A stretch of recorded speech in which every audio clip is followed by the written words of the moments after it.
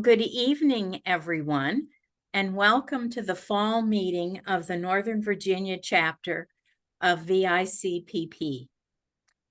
As Ann said, I'm Kay Francis Dolan, a member of the chapter leadership team, and we're very glad that so many of you have been able to join us this evening. You know, the rest of the country may be gearing up for 2024, but in Virginia, there's plenty to vote on this year. Every seat in the General Assembly, as well as many local government offices, are on the ballot in November. VICPP is a nonpartisan organization politically, but we feel very strongly about many issues. I'm sure your concerns about social and economic justice, health equity, housing, climate change, and education are the main reasons that you joined us this evening. And we've put together a program to help you be well-informed for the 2023 elections. We're fortunate that Kim Bobo, the executive director of VICPP, will join us for some commentary on why this election is so important.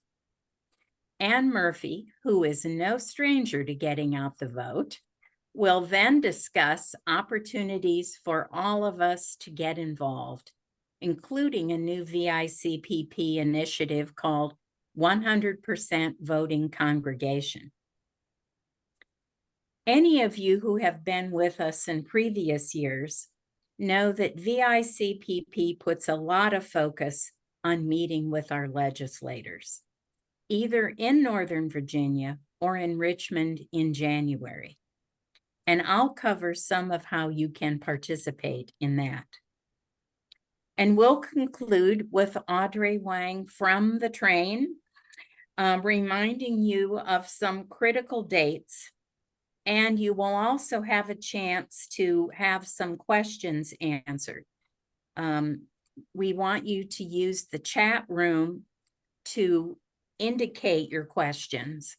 And then June Stowe, also a member of the leadership team, will be moderating the question session toward the end of our meeting. So before I turn this over to Kim, I would like to start with a brief prayer.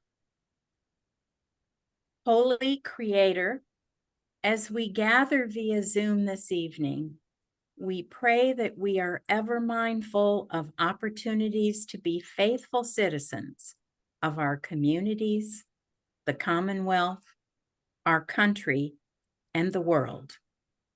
We are thankful for the opportunity to choose our legislators and local officials, and for our ability to meet with candidates to discuss the issues. Help us to select good and thoughtful leaders who will seek and work for the best possible outcomes.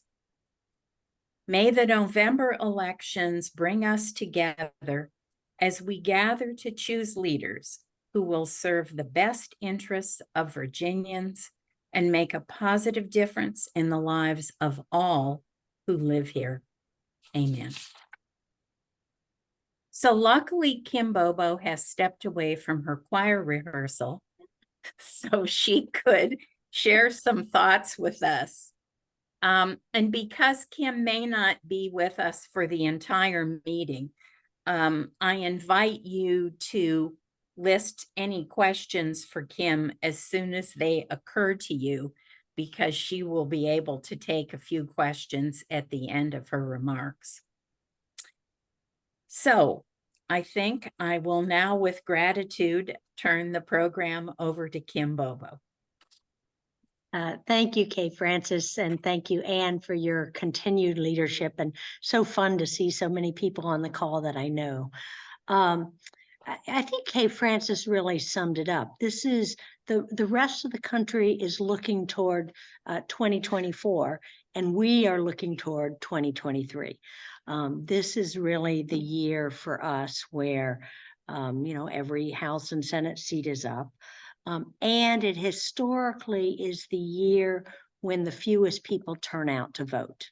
The year before the presidential election, the last 20 years, it's ranged from 29% to 42% of registered voters, right? Turnout.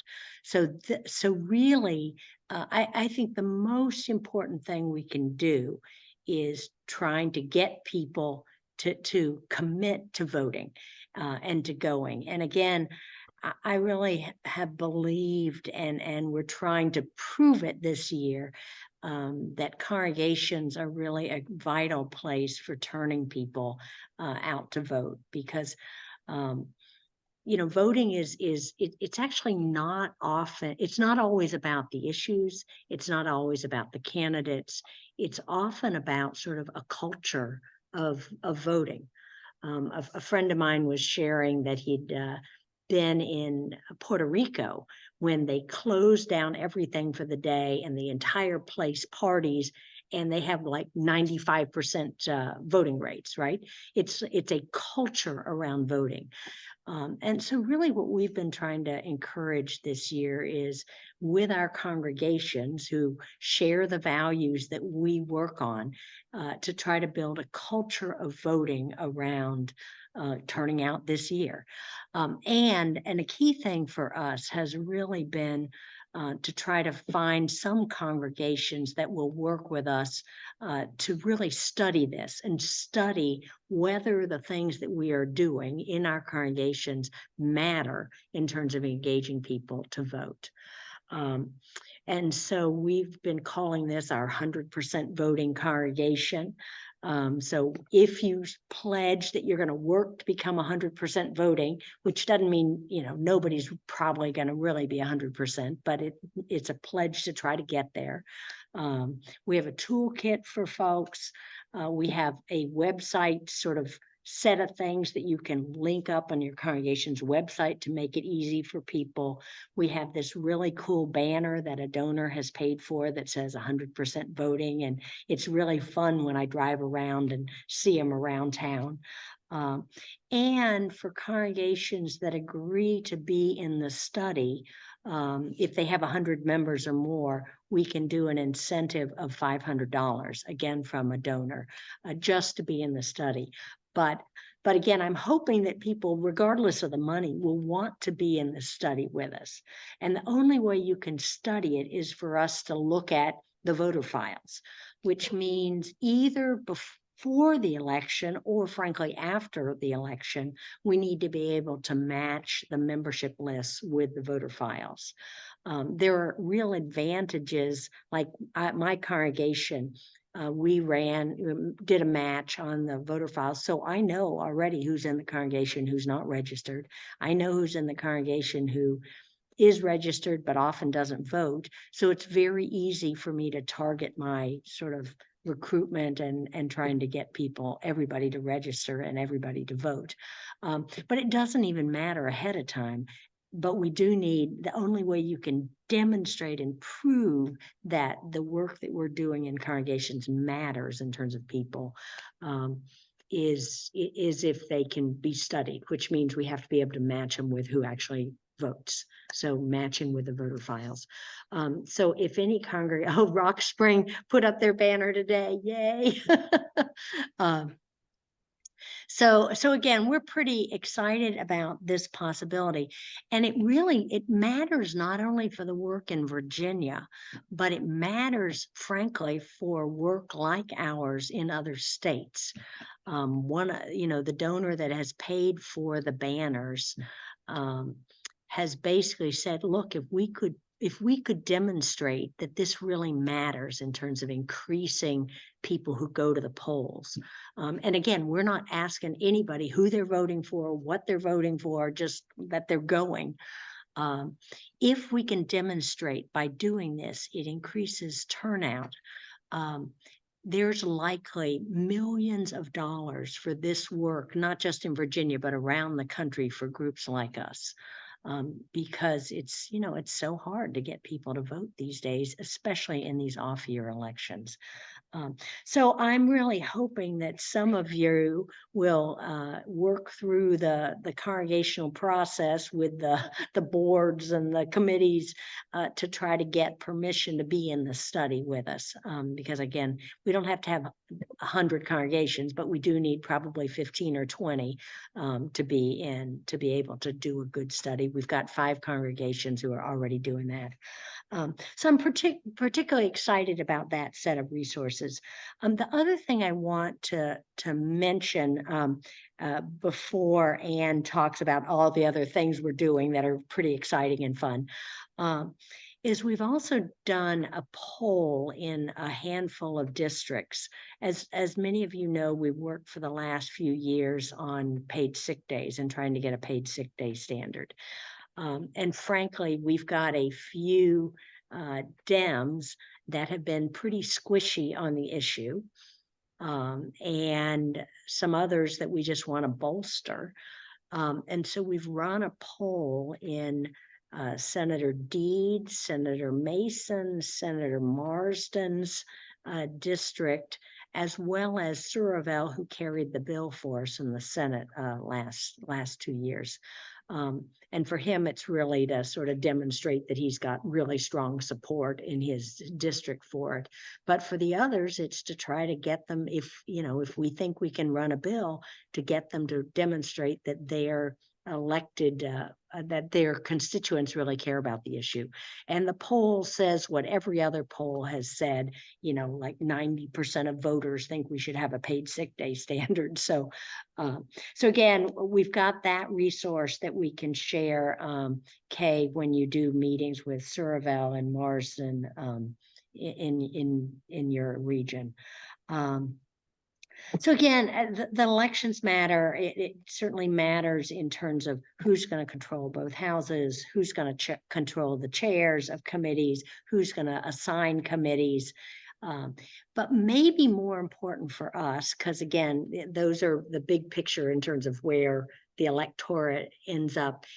For us, our engagement in this process demonstrates to the elected leaders, whoever wins, that we are important players, that we matter, that they need to be listening to us. And frankly, there's very little that's more important to do than in being engaged in the civic process right now this fall. And then there's going to be this very short window between when the election happens and when January happens. So I'm so excited that you're going to start these meetings and get as many of them out of the way as possible. So let me stop and see what questions. Yes, the Day for All People will be January 17th.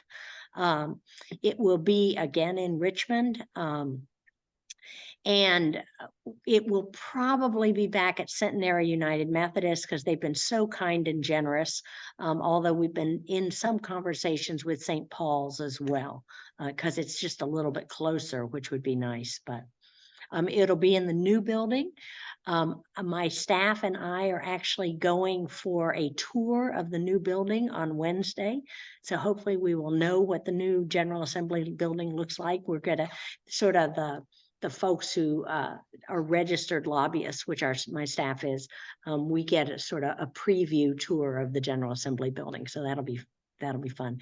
But let me stop. Other questions?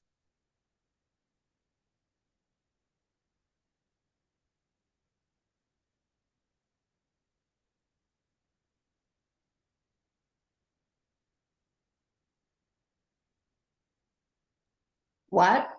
Kim didn't give us that thorough. Come on. There's got to be a question or two or three. Just raise your hand. She just explains things so clearly, we don't have questions. Thank you.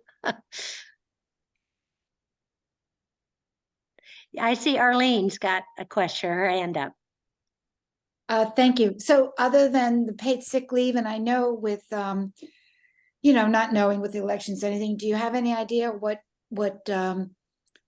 topics and issues and legislation you really want to focus on? I think we'd all love to see another voter rights, and other things like that. Thank you. I actually could quickly run down through the issues, but Anne, I don't want to take your thunder here. Not at all. Go ahead. Okay, I can, we're looking at more things than we can possibly do. So let me just run down the list of things that are in the conversation right now. We will run a bill on unconscious bias. We've done it in the past. We've got Republicans and Democrats agreed to sponsor it. We think we've got a path to winning this year. So we're definitely going to do that. We will definitely support Kathy Tran's bill on healthcare coverage for undocumented children. Again, that will be a very tough sell unless there's some changes in the House. But I think we could actually get some Republican votes on it if we needed to. So that's definitely going to happen. We're doing some work on exploring 2 other health equity issues, one on community health workers, which there's real interest in trying to get Medicaid to be a permanent funding source and get a Medicaid waiver to be able to pay for community health workers, as well as there's interest in the Virginia food banks in trying to get another Medicaid waiver around food as medicine. So you could literally get a prescription for food that would be covered by a Medicaid waiver. So those are the things we're looking at in terms of health stuff. On criminal justice, we did get money in the budget for an oversight office, but that's just to get it started. And so it will still need to be authorized. I think that's an easy lift right now because we've got so much Republican support for it. So I think we will get that pretty clearly. We'll support a bill like we did last year on trying to get free phone calls for people who are incarcerated. And we've got a Republican delegate, Webert, who's right now the majority whip in the House, who's interested in trying to limit the use of canines in prisons to extract prisoners from cells. Virginia, there's like the numbers, I may not have the numbers quite right, but it's something like there's been 300 dog bites in the last 5 years in prisons and 250 of them are in Virginia. We just use dogs to extract people in ways that are really dangerous. So we've got a Republican wants to work on that. So we probably support and move on that. Then we're going to do a bunch of stuff on affordable housing. When we've gone around the state, this has been the number one thing we've heard from people is we got to do something more about affordable housing. So we will support money for the Housing Trust Fund that builds housing. We will support a range of tenant protections. But the third bill that we're going to be leading on that we probably can't pass initially, but I'm hopeful we can in the next couple of years, is a bill called Yes in God's Backyard. It's a bill to give congregations the right to build affordable housing without going through zoning permits and changes. A bill that we're modeling our bill after just passed in California. I know California is not the state that we usually like to look to, but it's the only one that's passed this. And so, and it passed with broad bipartisan support in California. So again, we're going to run a bill this year on that will really be led by us. Paid sick days, again, this is one that it matters whether the Republicans or the Democrats take over the House and Senate as to what we might be able to get out. We're going to have to support a reenactment on the minimum wage. The minimum wage bill that was passed in 2020 does a path to, right, we're at $12 right now, but we can't get up to 15 without a reenactment of the bill that passed previously. And then it can go to $13.50 and then to 15. But again, this is going to be a tough fight.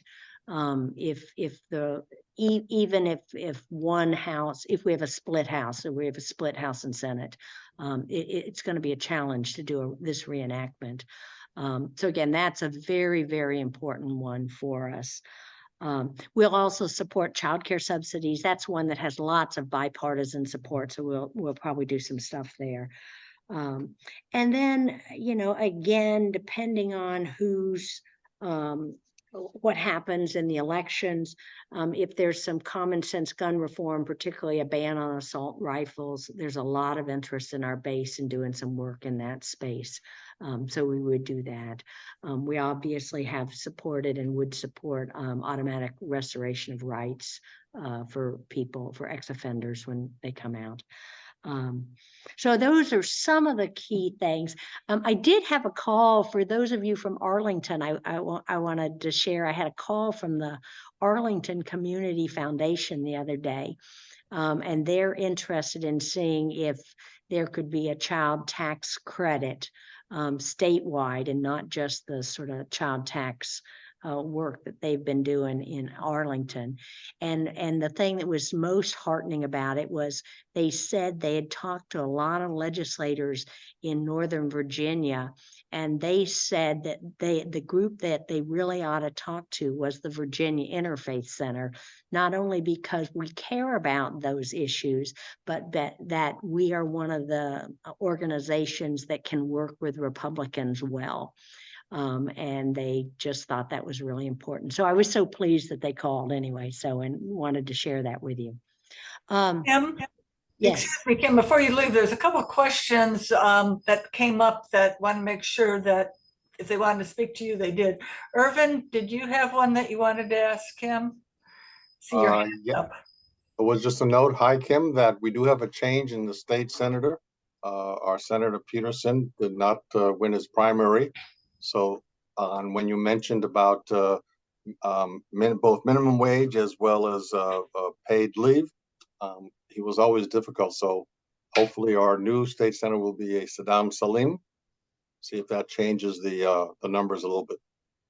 Yes, I think that will. I think that would help on both of those issues, because Chap Peterson was one of those squishy Dems on this. Actually, the room I'm in, somehow the light just went out. So if I look a little dark, it's not because I'm doing anything, it's just the light went out. So I see several other questions here. Will there be issue papers on the key issues? Absolutely. There'll be, in fact, we're working on a bunch of them now. I can send some of them to you now. We'll start getting a bunch of them up on the website. But yeah, we're working away on all of these key papers right now.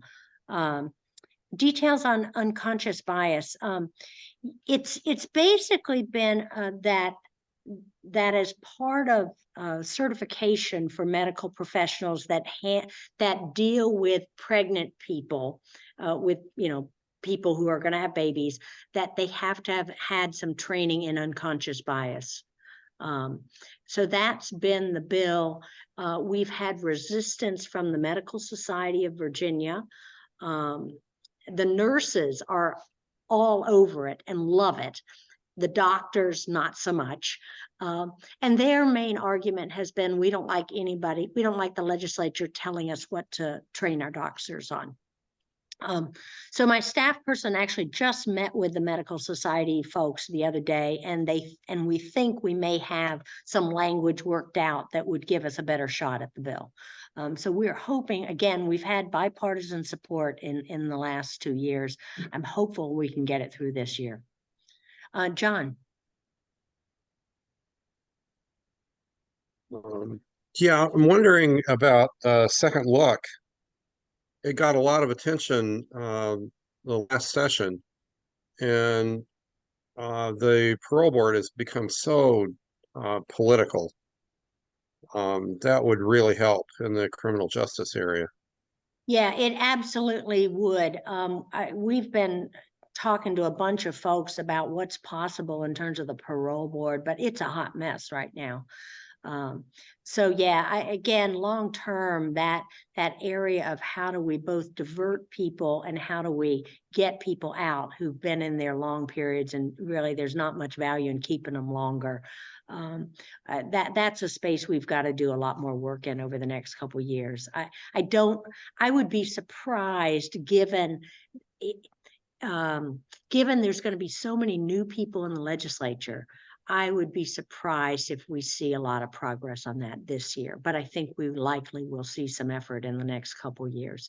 It's going to be wild because there's going to be all these legislators who've never been legislators. I've been in some forums and meet and greets with some of them, and they're just saying wildly ridiculous things that, I mean, you know, they're nice, and I agree with some of the things, but they can't possibly get some of this stuff through because they just don't know, right? And I was at one forum, and one of the senators who's been in for a long time, she leaned over to me and she says, they'll learn. But it really, we're going to have so many legislators who really won't know how the whole system operates. It's just going to be wild.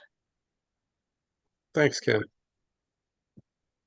I think we need to let Kim go back to choir rehearsal. Thank you so much for your time. All right. Well, you guys, I love you. Thank you so much for all you're doing. We will collect additional questions for Kim if there are some, and make sure that we send them off to her. And then That sounds great. She can get back with anyone who has something really burning in their hearts that they want to know. Thanks. Okay, sounds great. Thanks, Anne. Thanks, Kay Francis. Thanks all. Bye-bye. Thank you. Well, Kim has outlined a lot of the key issues that we were going to just be certain that you were at least informed sufficiently, I think, on what the major areas of work are that the Interfaith Center is engaged in doing. Those of you who have been with the center for a while and have been in several of these meetings previously, you know how important it is for you to know what some of those major areas of concern are. And that's particularly true right now in the month of October, as we're working up toward the November election, because last month and this month is when you're seeing a proliferation of candidate forums.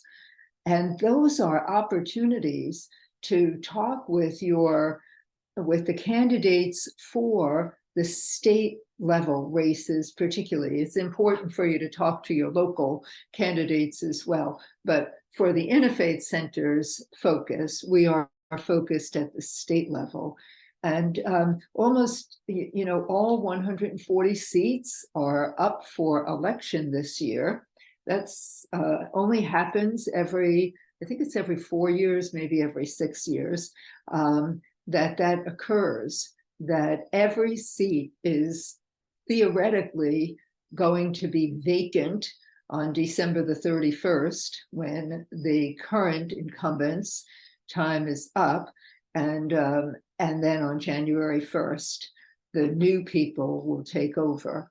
And I think we've all read enough over the past few months, and particularly in the wake of the primary elections in June, to know that a lot of longtime legislators at the state level have left their positions. They either lost their primaries or they retired.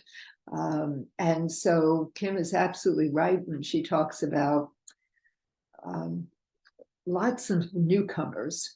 And while it's great to have new ideas and new eyes and new heads and new supporters, it's also, there's a lot for legislators to learn just process-wise. So the likelihood of significant progress being made, I'm not sure that happens.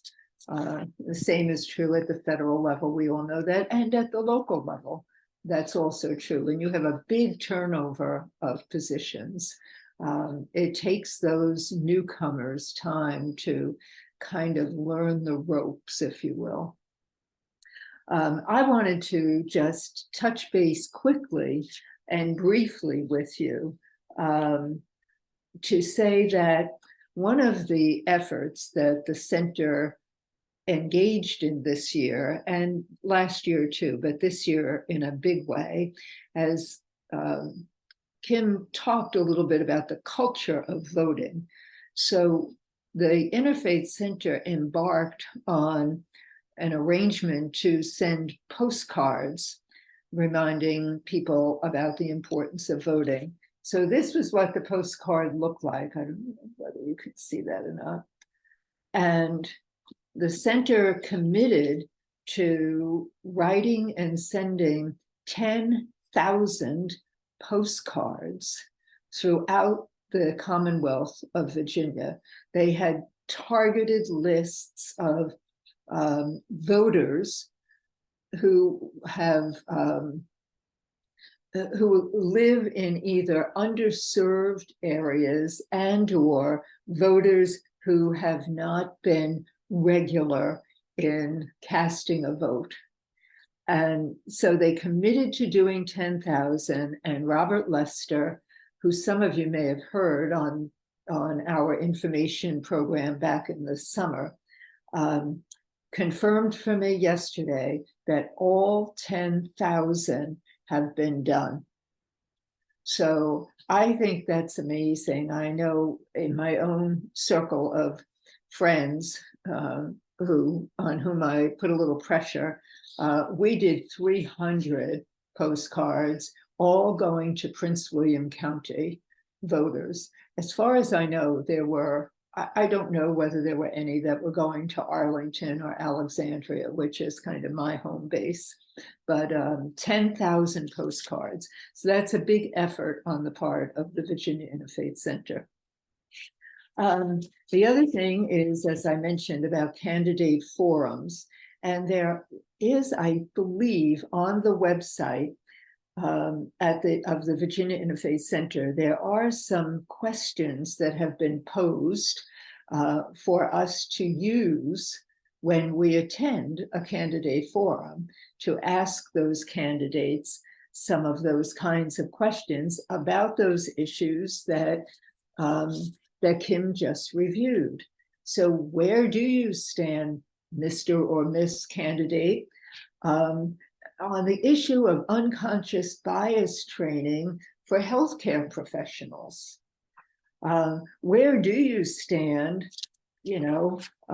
candidate for state senate or for state delegate on the issue of solitary confinement and the oversight of the need for oversight in the prisons and all of those various elements that are part of the issues that the center is working on.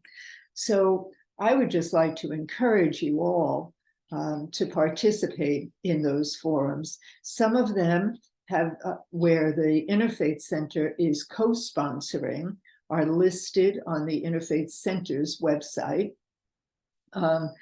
And maybe not all, but I think they will be listed particularly, or called out, I should say, in this week's weekly roundup. That's Kim Bogo's weekly newsletter. It comes out on Wednesdays, and I suspect that most of you, if not all of you, are already receiving that. So I would urge you to really check it out this week and see about candidate forums. For those of you in Arlington and the city of Alexandria, I can tell you that the Interfaith, the Northern Virginia chapter, is co-sponsoring the candidate forums that the League of Women Voters are hosting. And the one for the local elections in Arlington is this coming Sunday, the 8th, and the one for the state positions is scheduled for Sunday, October the 22nd. And if any of you want more information about that, you can drop me a note. I put my email address in the chat earlier on. I think it's really important, again, that concept of the culture of voting. And so we just want to encourage everybody to particularly during this season, if you will, as we work up to the election, to remember every day, find somebody to invite to vote. Ask your friends, ask your family, ask the people in your faith communities, if you're a part of a faith community or a part of another local organization. Ask them if they're registered to vote. Ask them what their plan is to make sure that they cast their vote. There's still time to request a mail-in ballot. There's early voting in Virginia. We have the most progressive early voting season in the country. The numbers of days, 45 days in advance of the election day itself. So now is the time to consider voting. And Audrey is going to list later. She's going to just go through those key dates for you to know if you don't already know. And Kim told us a lot about the issues that, that we are interested in and working on this year. She has a tremendous, I love when she's able to join us for these, because she really has almost like a 30-foot gaze on what's going on at the ground level. And she has a good sense of the potential and the strategic outlook for the legislation. I'm one of these people, I just like to get down in the nitty-gritty, and then I can get so disappointed, actually, at the end of every session. What do you mean you didn't vote for that? What do you mean? How could you not vote for that? And so I really personally very much appreciate Kim's ability to take that larger look. No, maybe we won't get it done this year, but we are going to lay down, our issue here, and we want our elected officials to know they're going to continue to hear from us about that issue until they do something about it, and it might take a long time. For those of you who have been with us in this advocacy work for a long time, you might remember that it took 5 years to get the Virginia General Assembly to authorize Medicaid for a large segment of people. So, and that was 5 years, every year beating the drum for Medicaid for all who are eligible. So, and helping to tweak the legislation along those lines. So that's pretty much, I think, what I had to say about that. I think Kay Francis is going to share a little something about our next step, because this is, one of our first steps: learn, pray, and act. And so we're trying to put the information out there for us all to at least know, at least have heard, and then to know what it is that we should be doing, that we could be doing, etc. Kay Francis is going to tell us how to pool that energy and really do something with it. Thanks, Anne. So you've heard quite a bit about the issues and about getting out the vote. So now we're going to turn for a few minutes to another goal, which is advocating for VICPP's issues with the General Assembly. According to VICPP, the General Assembly will have a turnover of at least 30%. That is a historic level of turnover, and you've heard about some of the reasons for that. The new maps created open seats, and people retired, and people got moved to different districts. But more than 100 of the state races are being contested by candidates from both parties. There could be, as Kim hinted at, 40 new legislators who have not met with VICPP in the past. According to a recent Washington Post article, control of each chamber in Richmond will come down to a handful of the most competitive races. Nearly all of them are either in the outermost ring of Northern Virginia or the purple suburbs around Richmond and Hampton Roads. And the Washington Post called it the outermost ring.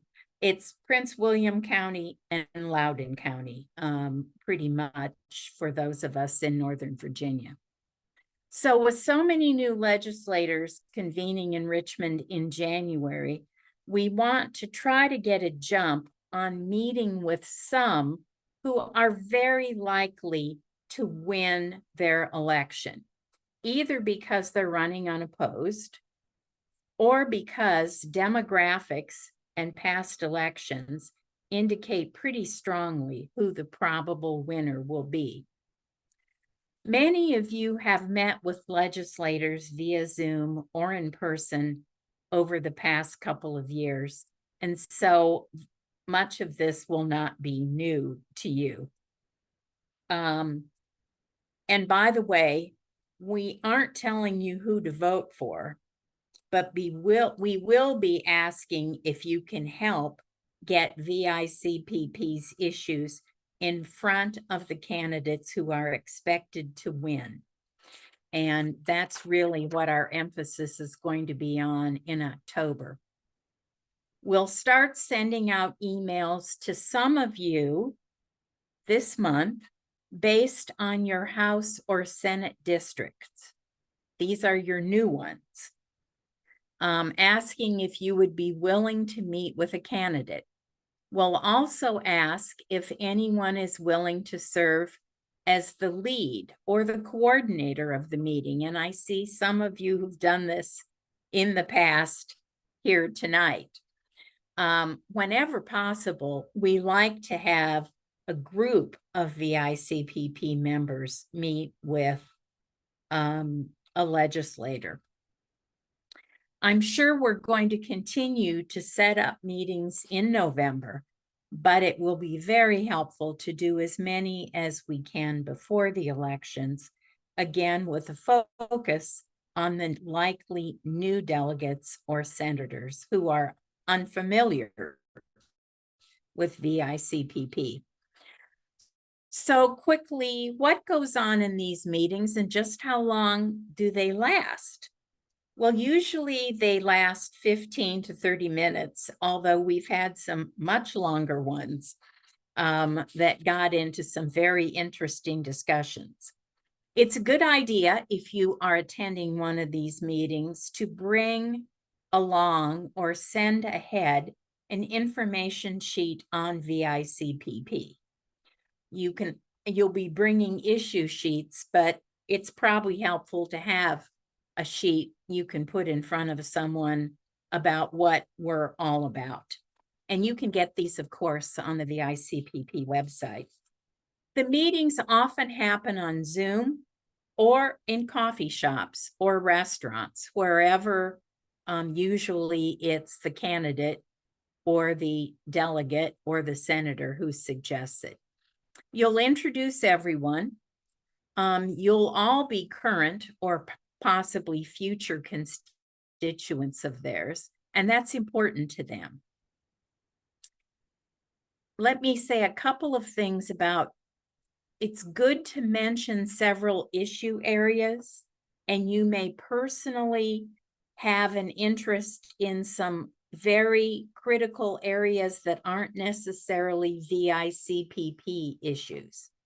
Remember, if you're representing VICPP, we would ask that you focus on the key issues for the center. If one or more of you have any personal stories to tell, we have found that that makes all the difference in the world. It reinforces why a particular issue is important to you, and therefore why it should be important to your delegate or your senator. Something about maternal health or paid sick days or childcare, housing, minimum wage. Any of these can be very powerful. And by the way, in one of these meetings, and I encourage you to go to one, you don't have to cover all the priorities. That would be too much for any new person to take in. Of course, it's good to have read something about the candidate in advance, because you may find that some of the things that are in their platform are things that are important to us too, and you can reinforce that. Once in a while in a meeting, you will need to do some follow-up.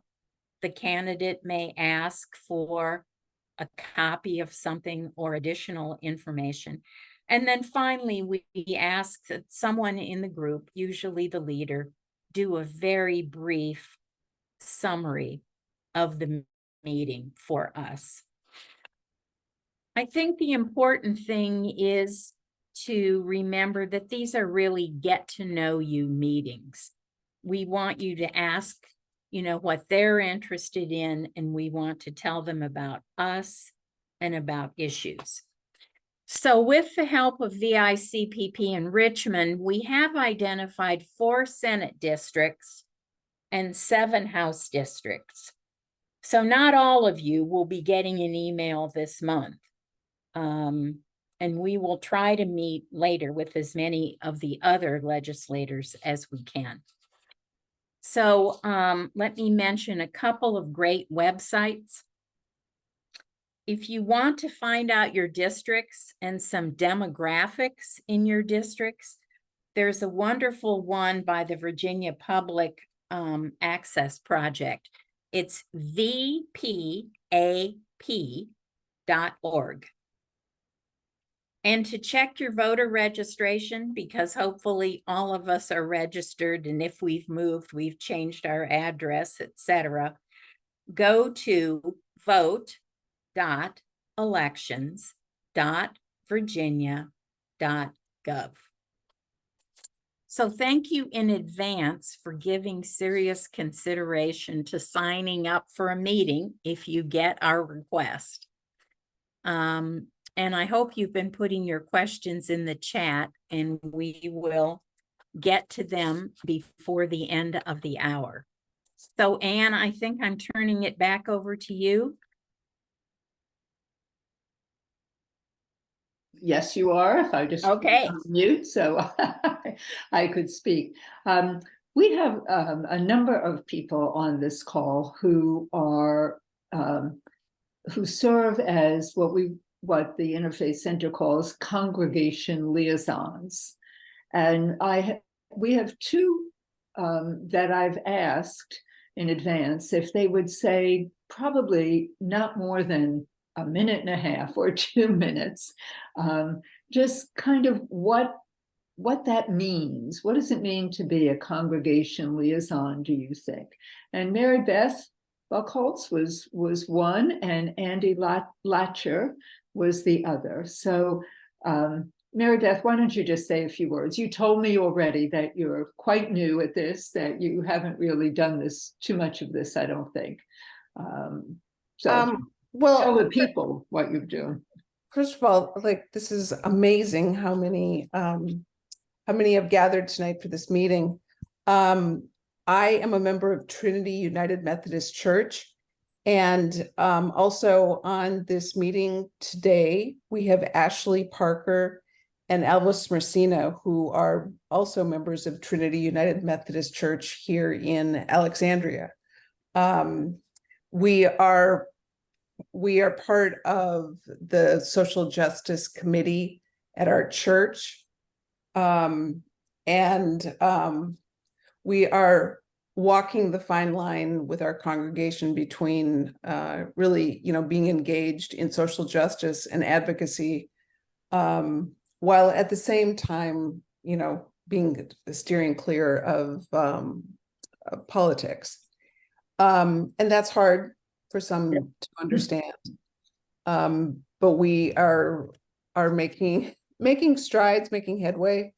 And part of what we've actually done this year to kind of lay the foundation for our committee work is actually doing a series of conversations about the ethics of talking with one another, and holding each other in kind of this sacred space of recognizing we're not all of like mind when it comes to policy solutions and experience. So we are hopeful that we will have individuals from our congregation taking part in either the Virginia Interfaith Advocacy Day, and or the United Methodist Church also has a advocacy day, which Kim actually helps doing all the training. So we've had those conversations, but a big shout out to Alva and Ashley, who are also on this tonight. Thank you, Mary Beth. That's great. Just constantly, or in a gentle way, kind of beating the drum and reminding people that advocacy really is necessary for the justice. So, and Andy, can you share a little something from you? My name's Andy Latcher. I'm also rather new in this role because my congregation, the Northern Virginia Hebrew Congregation in Reston, Virginia, recently became a partner of VICPP sometime in the spring. It's something I advocated for, and our board approved our affiliation. The liaison is an appropriately named role because that's really the role of the congregational liaison. We're the bridge between our community and the activities of VICPP. I try to attend the monthly meeting. The good news is I have a friend at a different congregation who's the congregational liaison for her congregation, and she fills me in on what I miss, which is great. We work together as advocates in a different forum, and so we compare notes through that mechanism. And our congregation, our largest and most active committee in our congregation is our Social Action Committee.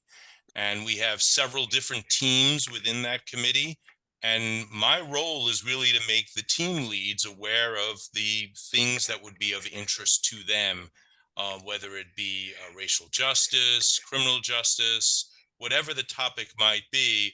If there's something, either material or things like or events that VICPP is doing, I make the team leads as well as our Social Action Committee chair aware. One thing our congregation has been doing for the past 5 or 6 years now, perhaps even longer, is something we call the Rebuilding Democracy Project.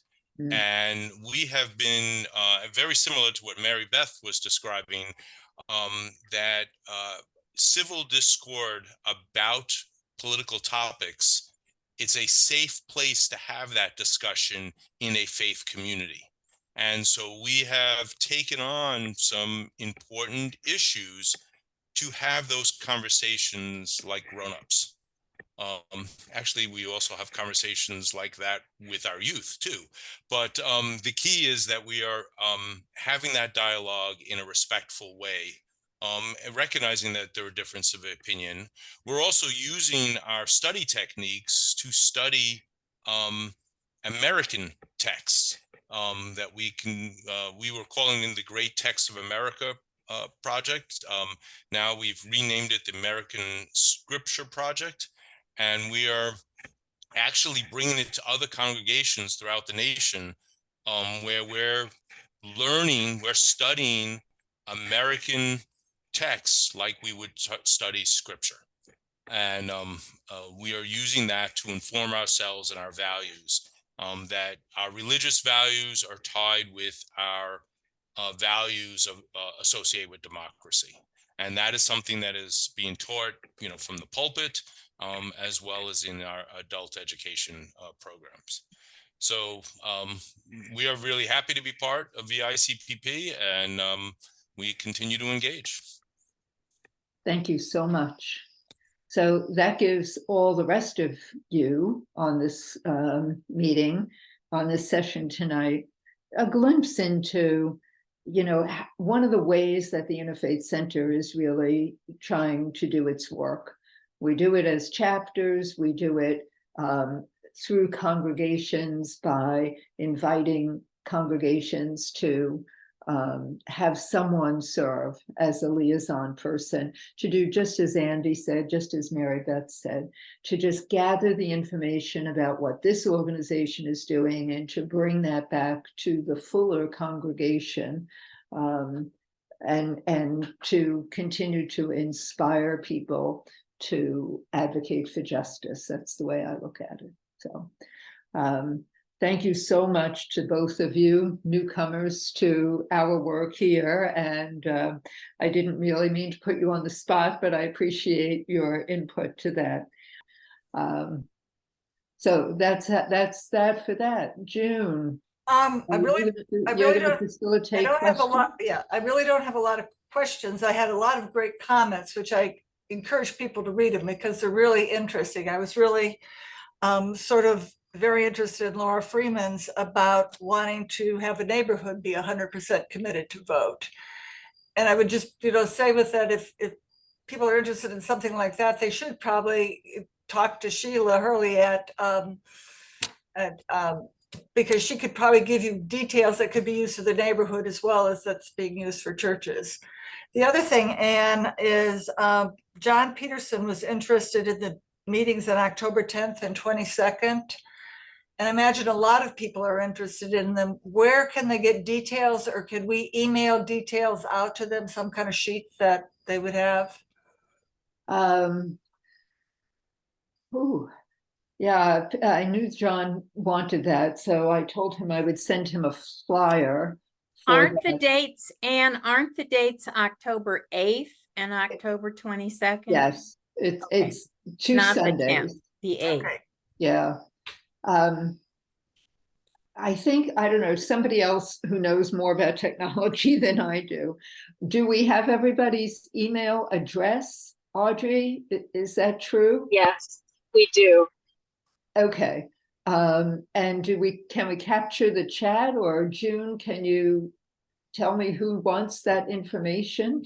I don't know. I think a whole lot of people, I think if we could send a flyer or something that is being used already, I think a whole lot of people would be interested in where to go, what time, etc. I just want people to know, though, as I, and when I announced that one, that is for Arlington County candidates and for the city of Alexandria candidates.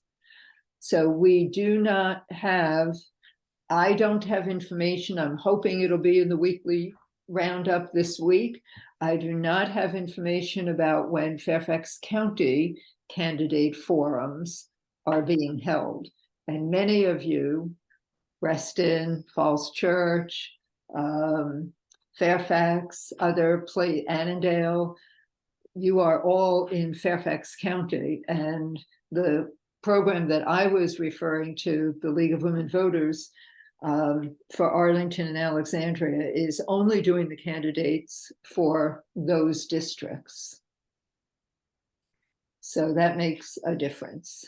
And those of you in Alexandria, there's practically, there's only one state Senate race, I think.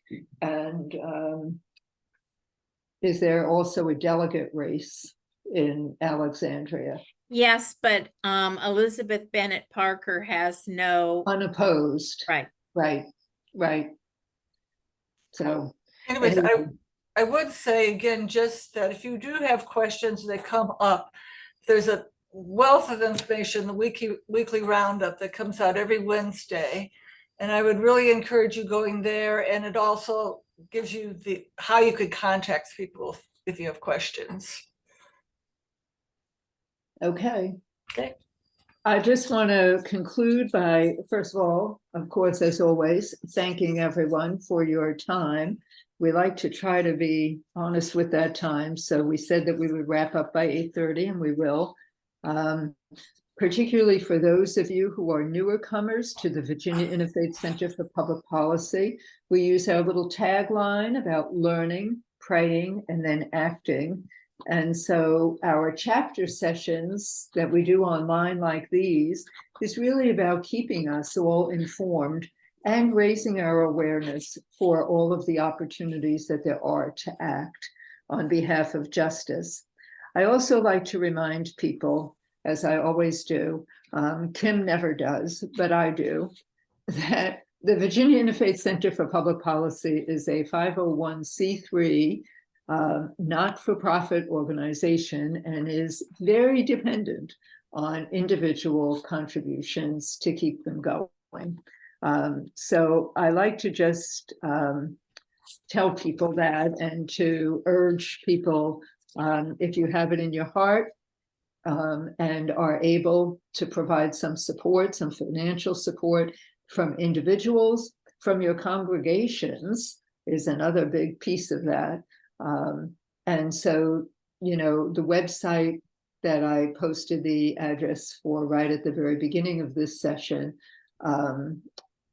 has the ability, it has all of the information you need about that. All of you, by virtue of registering for tonight's session, are now in the mailing database for the Virginia Interfaith Center. And so you all should start receiving the weekly roundup on Wednesdays if you're not already.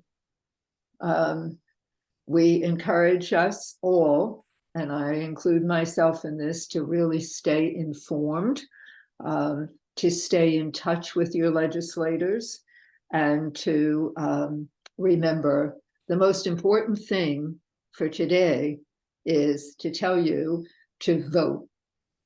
So, you know, we want 100% voting congregations, we want 100% voting neighborhoods, but we want 100% voting from our own constituents and our own friends. So I hope you've learned something. I hope you feel better prepared for action. I hope you've put some dates on your calendar, not only about the voting, but the Day for All People, the Interfaith Center's Lobby Day in Richmond. It's a fabulous experience if you've never been. And we'll have to keep you informed about whether we'll have a bus or not. In the past, we have sometimes gotten a bus to bring us down from this area, from Northern Virginia down there, so that we don't have to drive. I think that's it. Am I forgetting anything? Anybody else? All right, let's give ourselves a little round of applause. Thank you all. Have a wonderful evening. Enjoy this late summer weather. It's really terrific. Thank you. Good night.